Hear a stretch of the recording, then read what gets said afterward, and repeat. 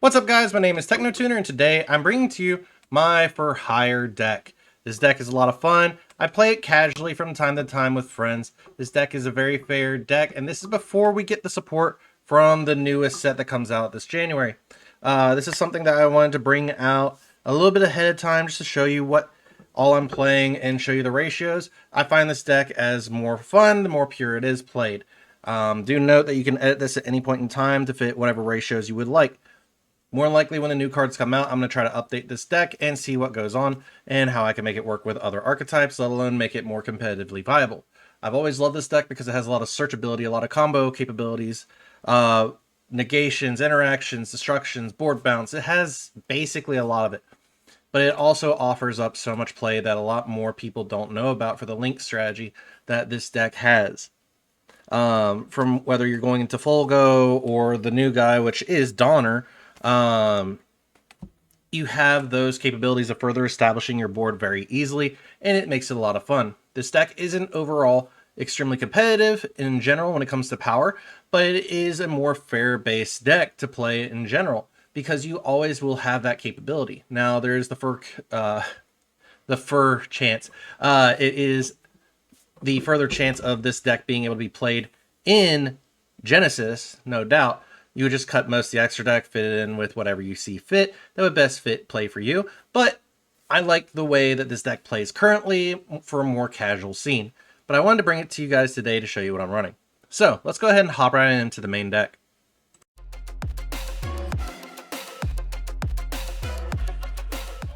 Alright, so let's start off with the main deck. First up, we're playing 3 Raphael, Champion for Hire. If this card is special summon, you can excavate the top cards of your deck, equal to the number of monsters for hire you control with different names except Raphael, Champion for Hire. And if you do, add one of them to your hand. Also shuffle the rest back into your deck. When your opponent activates a monster effect, quick effect, you can discard one card for hire. Negate the activation. You can only use each effect of Raphael, Champion for Hire, once per turn. This card is really nice for the actual archetype because it gives you an in-hand monster negate, while also letting you discard cards you really don't want to utilize either. Next up, we're playing the Searcher of the deck, which is 3 Beat Bladesman for Hire. During your main phase, especially summon one monster for hire from your hand except Beat Bladesman for Hire. If a monster for hire is special summoned to your field while you control this monster, except during the damage step, you can add one monster for hire from your deck to your hand except Beat Bladesman for Hire. You can only use each effect of Beat Bladesman for Hire once per turn. Next up, we got 3 Seal Strategist for Hire. During your main phase, especially summon one monster for hire from your hand except Seal Strategist for Hire. If a monster for hire is special summon to your field while you control this monster, except during the damage step, you can target one monster for hire in your graveyard, add it to your hand. You can only use each effect of Seal Strategist for Hire once per turn. So outside of getting some graveyard recursion, it does give you access for a card that you can discard for Raphael, so it makes your monster negate alive. Next up, of course, we're playing 3 Bravo Fighter for Hire. During your main phase, you can special summon one monster for hire from your hand except Bravo Fighter for Hire. If a monster for hire is special summoned to your field while you control this monster, except during damage step, you can have all monsters for hire currently on the field gain 500 attack and defense until the end of this turn. You can only use each effect of Bravo Fighter for Hire once per turn. So outside of the boost, it does give you a special summon which can help out greatly. 3 Helmsman for Hire are our next card. During your main phase, you special summon one monster for hire from your hand except Helmsman for Hire. A monster for hire is special summoned to your hand. If a monster for hire is special summoned to your field while you control this monster, except during damage step, you can discard one for hire card and draw one card. You can only use each effect of Helmsman for Hire once per turn. So this card is basically really good because it allows you to discard and draw a card, which can help out greatly.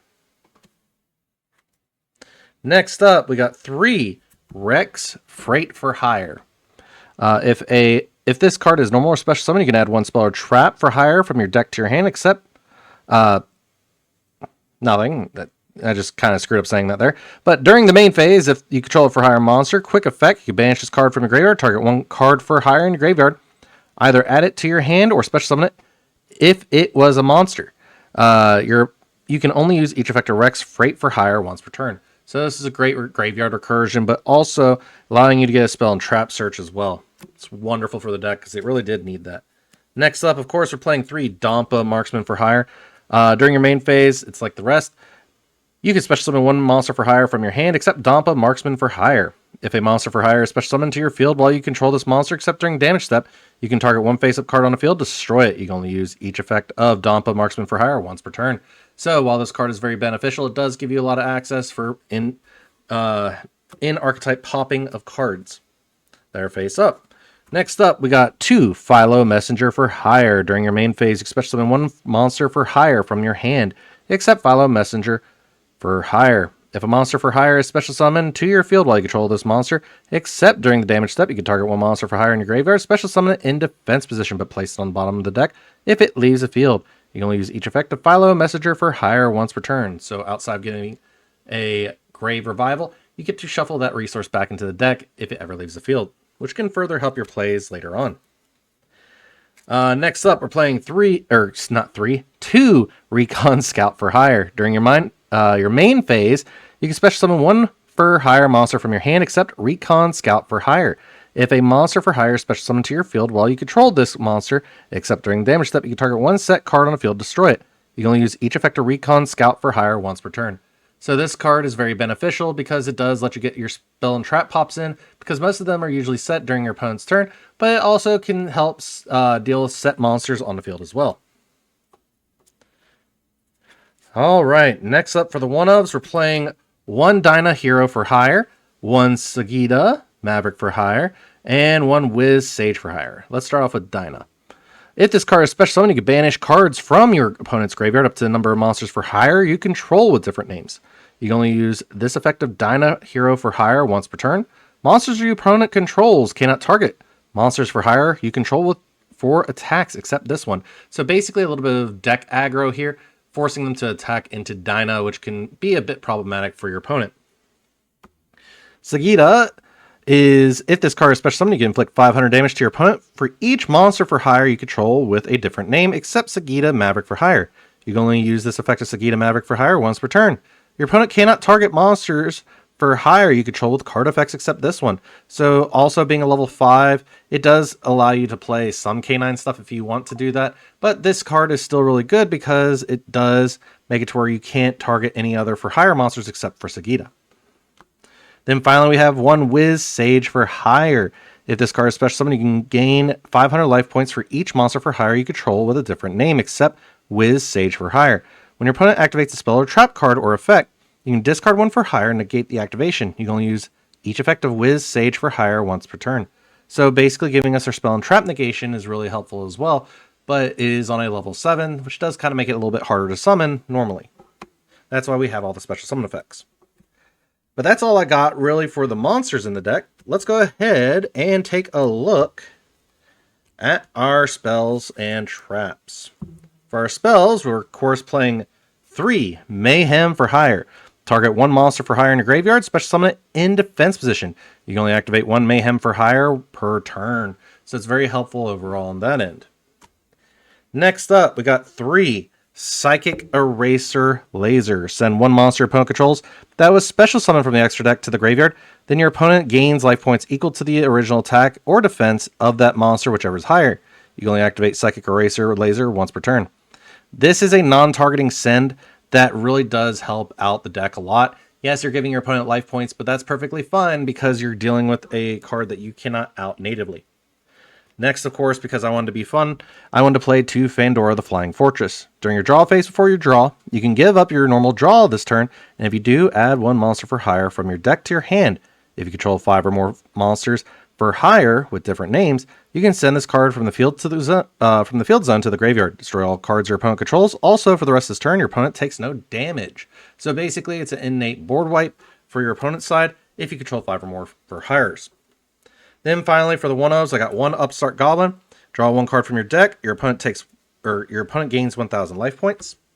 Reinforcement of the army, because Beat is a warrior, so you can add 1 level 4 or lower warrior monster from your deck to your hand. Monster Reborn, target 1 monster in either player's graveyard and special summon it. And then 1 World Legacy Succession, target 1 monster in your graveyard, special summon it to your zone. A link monster points to. You can only activate 1 World Legacy Succession per turn. So basically, another Monster Reborn in a form, because we do play a lot of links. Anyways, that's all I got for the actual main deck. Hope you guys did enjoy that. So let's go ahead and hop right on in to our extra deck.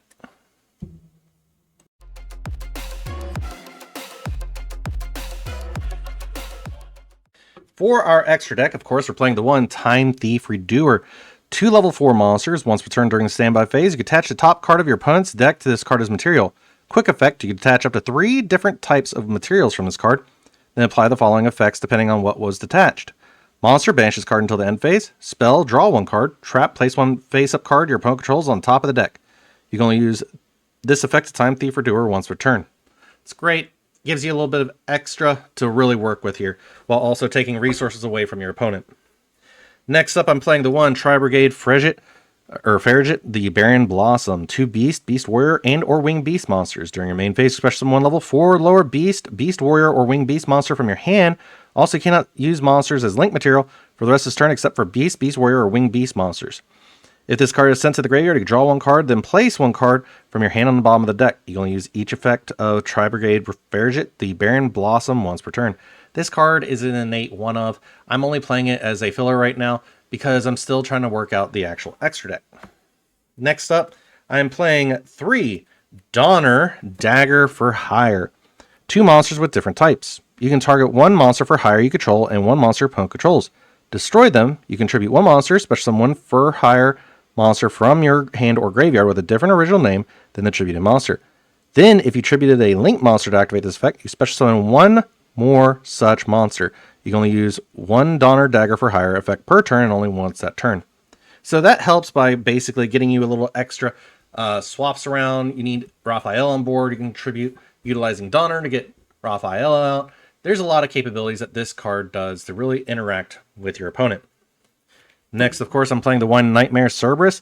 If this card is linked summon, you can discard 1 card, then target 1 special summon monster in your opponent's main monster zone, destroy it. Then if this card was co-linked when this effect was activated, you can draw 1 card. You can only use this effect of Nightmare Cerberus once per turn. Co-linked monsters you control cannot be destroyed by card effects. Giving a little bit of extra protection, but then monster pop as well. Next up, we're playing 2 Fulgo Justice for Hire. 3 monsters with different types. Cannot be used as link material. If this card is link summon, you can special summon 1 monster for hire with a different type from the 3 monsters used for the link summon from your deck in defense position. If a card or cards your opponent controls is destroyed by battle or card effect, you can draw 1 card. Then if you control 3 or more for hire monsters with different names, draw 2 additional cards. You can only use each effect of Fulgo Justice for Hire once per turn. So basically being able to go for a link 3, then you can special summon 3 monster, a for hire monster that is different from the 3 you utilized, but it's also the whole capability of basically giving you a draw 1 if a card your opponent controls is destroyed by battle card effect, and if you control 3 or more for hires, you get basically a draw 2. It's very beneficial for the deck overall. Next up, we got 1 Nightmare Unicorn. 2+ monsters with different names. If this card is linked summon, you can discard 1 card, then target 1 card in the field, return it to the deck. Then if this card was co-linked when this effect was activated, you can draw 1 card. You can only use this effect of Nightmare Unicorn once per turn. While any co-linked Nightmare monsters are on the field, for your normal draw on your draw phase, draw 1 card for each different card among those co-linked Nightmare monsters instead of drawing just 1 card. So it's just an innate spin that we use in the deck. Next, I also play 1 Decode Talker. It's just a generic link 3, gains 500 attack for each monster this card points to. When your opponent activates a card or effect that targets a card you control, quick effect. You contribute 1 monster this card points to, negate the activation. If you do, destroy that card. Next up, Unchained Abomination. 2+ monsters, including a link monster. If a card or cards on the field is destroyed by card effect, except by Unchained Abomination, except during damage step, you can target 1 card on the field and destroy it. When another monster is destroyed by battle, you can target 1 card on the field and destroy it. During the end phase, you can target 1 card on the field and destroy it. You can only use each effect of Unchained Abomination once per turn. So basically, it's a built-in 3 pops for your opponent's turn, which helps out greatly. Then, not finally, but next, we play Mech Knight Crusadia Avermax, 2+ monster special summon from the extra deck. While this card is link summoned on the field, your opponent cannot target this card with card effects. Also, their monsters cannot target monsters for attacks except this one. Once per battle during damage calc, if this card battles a special summon monster, quick effect, you can make this card gain attack equal to the opponent's monster's attack during the damage step calculation only. If this link summon card you control is sent to the graveyard by an opponent's card, shuffle one card on the field into the deck. This card is so good overall in general because it does give you full capability of just setting up a big body that's harder to out. Next up, we're playing 1 Tri-Brigade Shrig, the Ominous Omen. 2+ Beast, Beast Warrior, or Winged Beast monsters. If this card is special summon, or if another Beast, Beast Warrior, or Winged Beast monster is special summoned to your field, you can banish one card on the field. If this card is sent to the graveyard, you can add 1 Beast, Beast Warrior, or Winged Beast monster from your deck to your hand, whose level is less than or equal to the number of banished Beast, Beast Warrior, or Winged Beast monsters you control. Or not you control, but Beast Warriors. Winged Beasts or Beasts. You can only use each of the following effects of Tri-Brigade Shrig, the Ominous Omen, once per turn. So this is just an innate, non-targeting banish, which can further help you clear board, but also gives you a lot of capability for actual recovery. And then finally, the one card that not a lot of people expect is 5-headed Link Dragon, because it does take 5 monsters, but must be Link summoned. If this card is Link summoned using a Dark, Earth, Water, Fire, and Wind attributes, you can destroy all cards your opponent controls. Cannot be destroyed by battle with a Dark, Earth, Water, Fire, or Wind monster. Unaffected by other card effects. Once returned during your opponent's end phase, you must banish 5 cards from your graveyard face down. This is not optional, or send this card to the graveyard. So while it does have a cost, it is really fun to play because you can usually end up with 5 monsters on the board. And if you do manage to get it on the board, you have a 5k beater. You don't really need to utilize your graveyard for a short turn. So you can keep this on board for a short term and do 5,000 damage or beat over something because it's just that impressive. It's also just a fun card to utilize in general. Anyways, that's all that I have for the extra deck. As I said at the start of this video, this deck is not for competitive competitions or anything like that. It can be heavily modified for that if you would like, or for Genesis format as you see fit. I built this for more of a fun, Scrub League kind of aspect where everybody could have fun while playing against this deck, but also have this deck on lock in case there's any new players that really wanted to play against a link-based deck or just an interactive deck that has a more fair base playstyle. This deck is probably one of my favorites that I would like to play more of, but I'm waiting for that support to come out before I really start looking into further improving this deck. Do note that if you are looking to really up this deck's consistency, you can play things such as Pot of Extravagance, hand traps, anything along those lines to really further solidify the interactions that you have against your opponent. Anyways, guys, I hope you enjoyed today's video. If you did, please feel free to leave a like and subscribe, and I'll see you all in the next one. Is it okay if I'm to say I'm catching feelings from all the dealings? Am I astray? What do you say? How are you feeling? Is it the same?